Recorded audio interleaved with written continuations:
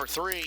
And out of corner number 4, green flag, we go racing. Side by side in turn number 1, Justin Youngquist, but here comes Trey Starks. Going up high quickly from 4th to 3rd, now sets his sight on Corey Eliason. Right back to the top of Skagit Speedway, Eliason slots up. Here comes Jason Sowald right down to the bottom. Sowald looking low on Starks, who's moved his way into 3rd already. Starks goes skittering up the racetrack. There goes Sowald with the bite down low. He's got 3rd and looking good on the bottom of the speedway.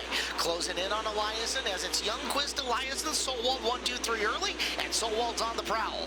Sowald, a king of rolling the bottom around Skagit Speedway, tries to close in on Corey Eliason. He washes up in the exit turn number 4. What can Trey Starks do to close? Nothing much, as they all are chasing down Justin Youngquist in the 95. And that low side has some character to it too. It is not a smooth roll around. You kind of got to pedal it just the right amount. As Sowald not able to close any further. There's Levi Klatt. Big old wheel stand from Starks. He gets up into the marbles, and Klatt's looking for 4th. Levi Klatt.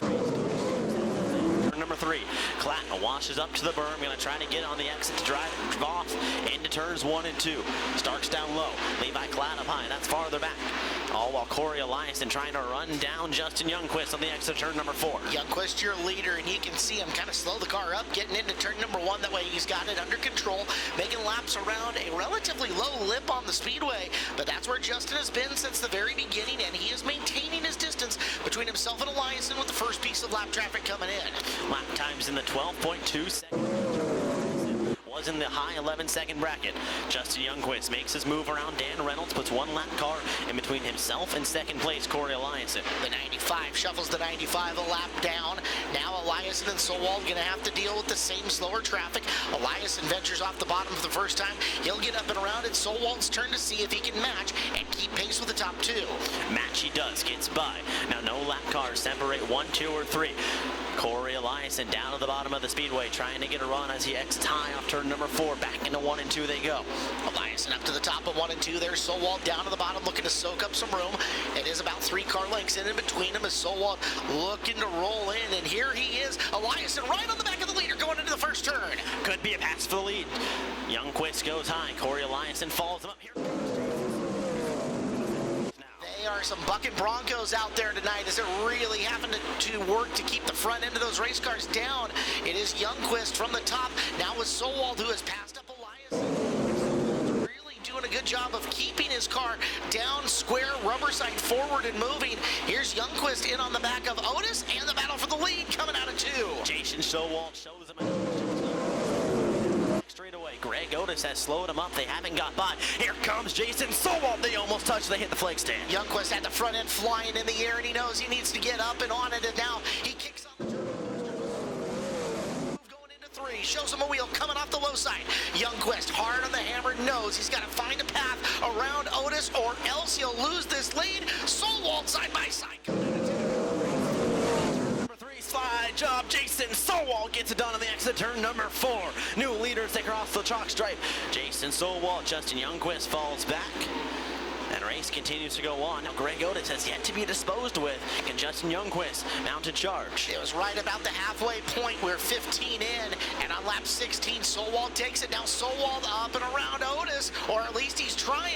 Jason hasn't ventured up to the top shelf a whole heck of a lot. Does he have the room to run? Squeezes by at the flag stand and puts Otis a lap down. A big move for Jason Sowald. That separates him from Justin Youngquist momentarily. Now Youngquist being threatened by Corey Eliason. Eliason has just slowly crept around the bottom at Skagit Speedway and now threatening for the 2nd position with a 95. You can see Youngquist a little uncomfortable getting into turn number 1. That kicks him into the marbles. Big old wheel stand coming off, and there goes Eliason. Corey's got the 2nd position, but Sowald is starting to put some lap traffic down in front of him. Jason Sowald putting some people in between the top 2 as now Starks threatening for 3rd. Saw Justin Youngquist get tight on the berm after turn number 4. Getting hanging on this time. Here comes Trey Starks fighting for a podium position down the front straightaway. Starks trying to throw a slider, but Dan Reynolds gets in the way. Justin Youngquist splits some lap cars, or tries to, and he goes around. Yeah, you saw him. He was looking to split the difference. There was just a narrow little window. He's going to have the shot right here. Tries to get away from Elias, and it's not the biggest jump, but it's good enough to get him a car length or two. So we're back underway. Everyone goes to the bottom except Levi Klatt, who's now threatening. Here's Jesse Schlockfeld as well. That's the race for the third spot. Jesse Schlockfeld in fourth, Trey Starks in third. Oh, Jesse back in, started coming up on him. He gathered it back together as he was working on Starks. Schlockfeld racing motivated here tonight. Back straight away, thought about going after Trey there. He'll try to get in three as the front end flies in the air. Jesse Schlockfeld has to regroup off of turn number 4 after you watched high in the marbles. Gonna run back down. Trey Starks down the back straightaway. Levi Klatt threatening there as well. Anything can happen. The 1F is gonna be right on the back bumper of those two. 24 down, 6 to go. Sowald in no danger out front. He is a long ways away from Elias, and Starks is a ways back from Corey as well. This is the closest battle in the top 5 as is Schlockfeld trying to race himself a groove around the high side of Skagit Speedway in pursuit of Starks, the 3rd position. What type of run can he get off of corner number 2?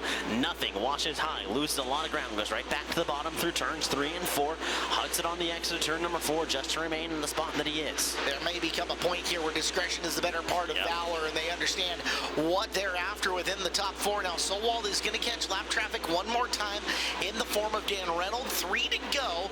Let's see if that advantage changes at all. And if Sowald can clear right here, this should be done. And it looks like it is. Gets around Dan Reynolds with ease. Goes right back to the bottom. Now 1 lap car in between 1st and 2nd place. Corey Elias. Gonna have to get by him quickly, but it probably won't matter as white flag will fly one more time around Skagit Speedway for Jason Sowald. It'll be the first 410 win in a little bit for Jason, but big money's on the line, and Sowald right there. He'll take the win. Jason Sowald, $5,000 richer tonight in Skagit Speedway. Corey Eliason brings home 2nd. Trey Starks to 3rd. Schlockfeld advances to 4, and Klatt rounds out the top 5.